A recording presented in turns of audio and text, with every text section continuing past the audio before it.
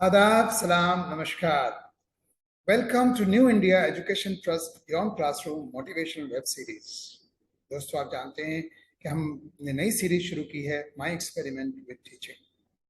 इसी सीरीज का आज हम सेकेंड एपिसोड लेकर आपके सामने हाजिर हैं।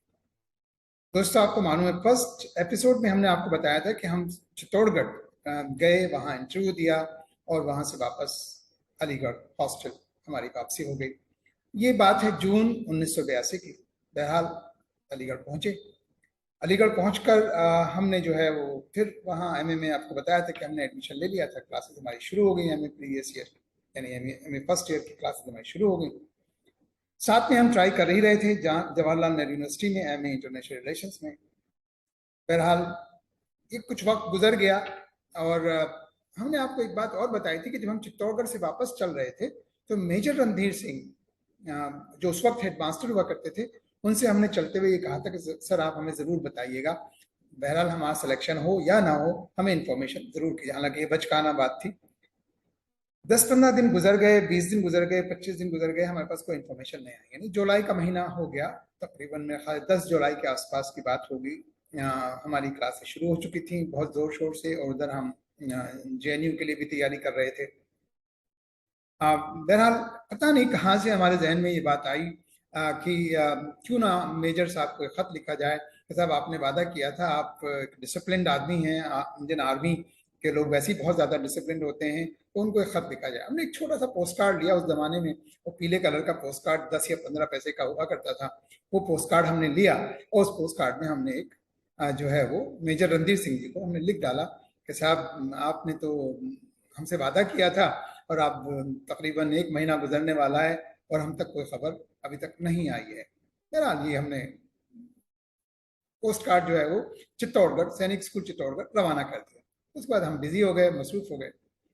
अब दोस्तों, यहाँ कहानी में एक बहुत ज़बरदस्त मोड़ आता है। मैंने आपको बताया था कि मैं बहुत इंटरेस्टेड नहीं था जॉब में। मैं एमए इंटरनेशनल रिलेशन की तैयारी कर रहा था जेएनयू में दाखिले की, और हालात बदले हुए थे। बीएड में कर चुका था, इंटरव्यू हो चुका था, सब कुछ हो गया था, और मैं नाउम्मीद भी हो गया था कि अब जाहिर है कोई चित्तौड़गढ़ से जवाब नहीं आना, चूंकि चित्तौड़गढ़ स्कूल 1 जुलाई से खुल जाता है। जाहिर सी बात है किसी न किसी टीचर ने वहां ज्वाइन कर लिया होगा। बहरहाल मुझे दिल्ली आना हुआ मेरा, चूंकि जेएनयू में लिस्ट निकल चुकी थी और मुझे दिल्ली आना था। तो मैं 30 जुलाई 1982 को दिल्ली पहुंचा अपने घर। जेएनयू जाना था। बहरहाल देखा जो है वहाँ लिस्ट लग चुकी थी, नाम आ चुका था एडमिशन के लिए। मैं बड़ा खुश था कि एमए इंटरनेशनल रिलेशन जेएनयू से करेंगे और फिर वापस एएमयू में चले जाएंगे, वहाँ लेक्चरशिप मिल जाएगी। ये सब बहरहाल बड़ी खुशी की बात थी। पुरानी दिल्ली में हमारा मकान था, बड़ी गुंजान सी आबादी में। वहाँ से रात का वक्त है, ये बात है 31 जुलाई और 1 अगस्त की रात की, जो दरमियानी रात है, उस रात की बात है। बड़ा मकान था हमारा, काफ़ी सहन भी काफ़ी बड़ा था। तो बहरहाल हम उसमें सहन में सोए हुए थे, वालिद साहब जो है वो बरामदे में थे और हम सहन में। दोस्तों, एक बहुत प्यारी सी बात मैं आपको बताने जा रहा हूँ, जो आपस की मोहब्बत की, भाईचारे की जो बात है कि किस तरह का भाईचारा और मोहब्बत उस जमाने में हुआ करता था। कोई रिलीजन बीच में नहीं था, कोई मजहब बीच में नहीं था। बिला तफरीक मजहब व मिल्लत हम सब आपस में मोहब्बत से रहा करते थे। रात के 12 बजते हैं।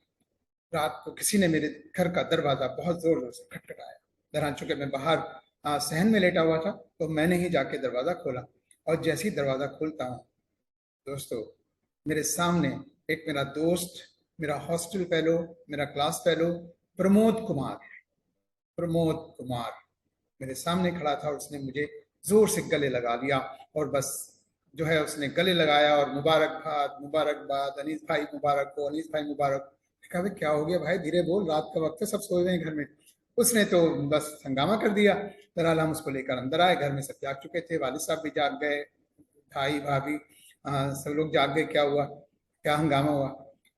बहरहाल उसने आके अंदर आया और बताया कि अनीस भाई आपका जो है वो सिलेक्शन हो गया है, सैनिक स्कूल चित्तौड़गढ़ राजस्थान से आपके लिए जो है एक टेलीग्राम आया है और आपको फौरन ज्वाइन करना है, फौरन ज्वाइन करना है। बहरहाल ये बात सुननी थी कि वालिद साहब तो बहुत खुश हो गए। मेरे father he was really very very happy, चूंकि उनकी तमन्ना थी अगले महीने उनका रिटायरमेंट था। ये आप याद रखें कि ये बात अगस्त 31 जुलाई की बात है और सितंबर में उनका रिटायरमेंट था।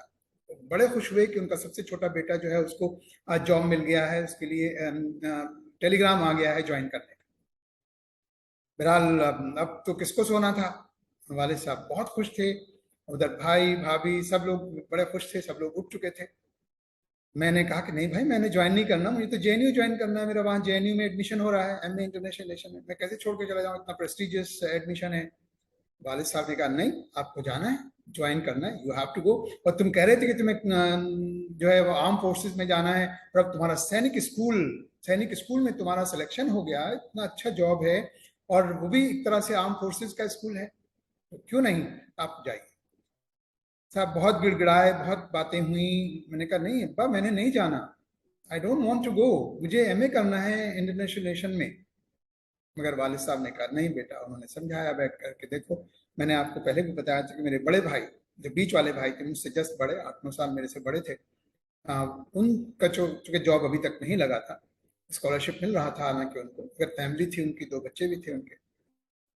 बहरहाल वालिद साहब कहा कि नहीं, आपको जाना है, सुबह सवेरे आप अपना सामान उठाएं, थैला उठाएं, 2 कपड़े रखें, 2 जोड़ी कपड़े रखें, और आप चित्तौड़गढ़ पहुंचिए और वहां ज्वाइन करिए, और ज्वाइन करने के बाद आप 8-10 दिन वहां रहिएगा, फिर छुट्टी लेकर आ जाइएगा और सामान लेके जाइएगा। बहरहाल साहब आपको क्या बताएं, अब हम प्रमोद कुमार को क्या कहें, मतलब हम उससे नाराज हों, हम उससे खुश हों, क्या कहें हम प्रमोद भाई को, हमारा दोस्त, हमारा अजीज। और उसने जो बात बताई, क्योंकि प्रमोद कुमार को सही मायनों में मेरे घर का एड्रेस भी नहीं पता था, और ये भी नहीं पता था कि मैं दिल्ली में कहाँ रहता हूँ। जब उसने वो टेलीग्राम, क्योंकि जाहिर है पोस्टमैन टेलीग्राम लेकर गया होगा मेरे रूम पर हॉस्टल में, मैं रास मसूद हॉल में हबीबुर रहमान हॉस्टल में रहता था और प्रमोद मेरा हॉस्टल मेट था।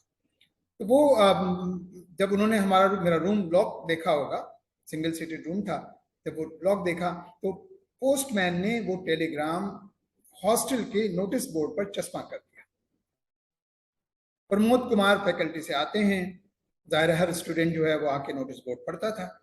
प्रमोद कुमार ने वो नोटिस पढ़ा, उस पर एक टेलीग्राम लगा देखा, मेरा नाम उन्होंने देखा, उन्होंने फौरन वो टेलीग्राम निकाला, उसको पढ़ा, उन्होंने बड़े खुश हुए। अब उन्हें नहीं पता था मैं कहाँ हूँ, उन्हें सिर्फ ये था कि मैं दिल्ली गया हूँ। वो प्रोवोस्ट ऑफिस गए, प्रोवोस्ट ऑफिस से उन्होंने मेरे दिल्ली का, मेरा घर का एड्रेस निकलवाया, और एड्रेस निकलवा कर प्रमोद कुमार उसी वक्त स्टेशन गए और ट्रेन में बैठे और सीधे दिल्ली। देखिए कितना उन्होंने पेन लिया, कितनी उन्होंने यानी घर ढूंढा होगा उन्होंने दिल्ली में आकर के, रात के वक्त, वो भी 11:30-12 बजे का वक्त रहा होगा। तो ये थी मोहब्बत, ये थी मोहब्बत, यू नो, आपस में प्रमोद कुमार और अनीस अहमद, ये मोहब्बत थी। और वो आए, उन्होंने वो टेलीग्राम दिया हमारे घर में, खुशियाँ ही खुशियाँ आ गई। और वालिद साहब ने कहा, हालांकि मैं खुश नहीं था, मैं बिल्कुल खुश नहीं था, क्योंकि मैं नहीं जाना चाहता था, लेकिन एक ओबीडियंट, आज्ञाकारी पुत्र फर्जंद होने के नाते जो है मुझे घुटने टेकने पड़े, हथियार डालने पड़े, और मुझे अगले दिन 12 या 12:30 बजे पुरानी दिल्ली स्टेशन से चेतक एक्सप्रेस, एक ट्रेन होती थी उस जमाने में, कोयले के इंजन से वो चलने वाली ट्रेन होती थी, उस ट्रेन में मुझे बिठा दिया गया, मेरे बैग में कुछ सामान रख करके, और मुझे अल्लाह हाफिज कहा, और वालिद साहब ने कहा जाओ बेटा, बहुत बहुत मुबारक हो, जाओ और सैनिक स्कूल चित्तौड़गढ़ ज्वाइन करो। बहरहाल ये किस्सा है हमारा सैनिक स्कूल चित्तौड़गढ़ की तरफ रवानगी का।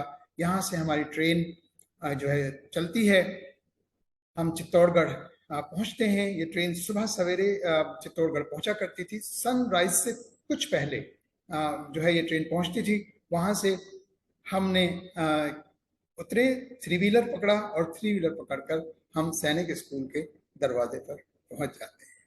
अब सैनिक स्कूल में एंटर होने का किस्सा, अगली किस्त तक इंतजार कीजिए।